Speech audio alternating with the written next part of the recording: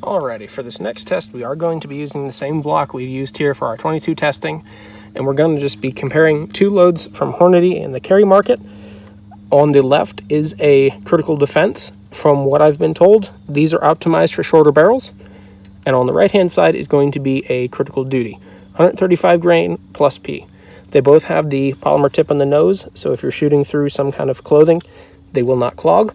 These are going to be shot out of my HK P30SK, which has a barrel length of roughly, I think, 3.8 inches. I will annotate that on the screen as well. Going to be going into the gel. Let's take a look and see what kind of comparison we have between the two. Up first, we have Critical Defense, followed by Critical Duty.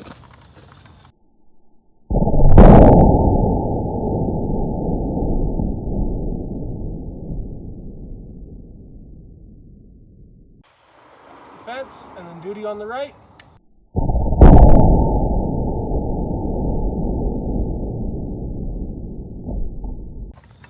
Alrighty, taking a look.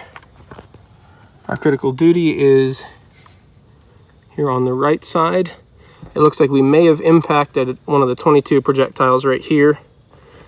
That continues on, and we left the back of the gel. Does not look like, we have some initial expansion here, but it doesn't look like it opened up too well. Let's check out our Critical Defense. You can see that right there. Entered, continued wound track about in right here. Solid penetration in and stopped probably about 13 inches or so in.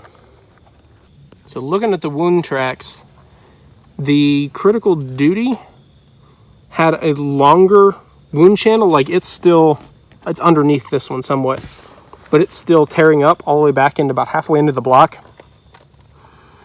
Although the wound channel is not as deep, and we actually left the back of the block. If you're worried about over-penetration, maybe look towards the Critical Defense. If you guys are interested in seeing these shot in a clean gel block, or would like to see the comparison between a longer, say for instance the 5.8 inch barrel and my VP9 match, I'd be happy to do that as well. Just leave it down in the comments section so I know what you guys are looking for. I think so far as a rule of thumb, if you have a pistol with a shorter length barrel, the Critical Defense is definitely what you're going to be looking for to get that reliable expansion and penetration, whereas the Critical Duty is more optimized with a slower burning powder for something like a full-size duty pistol to give good penetration and the ability to defeat barriers such as car glass, drywall, light plywood, and that kind of thing.